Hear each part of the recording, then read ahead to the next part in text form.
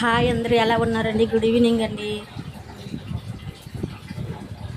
మా చంటివాడి కోసం నీళ్ళు పోసి ఆవిడ ఇవన్నీ వేయించి పొడి చేసి ఉంచమందండి. మెంతులు, వాము, జీలకర్ర, పసుపు. మా స్వాతి కోసం కందిపొడి వాడదామని కందిపప్పు ఒక్కటే వేయించి ఉంచానండి.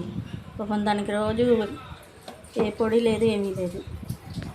మా చంటివాడి కోసం ఇదో నీళ్ళు పోసిన ఆవిడ 3 ఆడేసి ఉంచమంది. మంచిగా వీడు చూడండి, వాళ్ళ తమ్ముడు గుడ్డలేమో జాడిస్తాడంట, వాడే జాడిస్తాడంట పెద్దవాడు.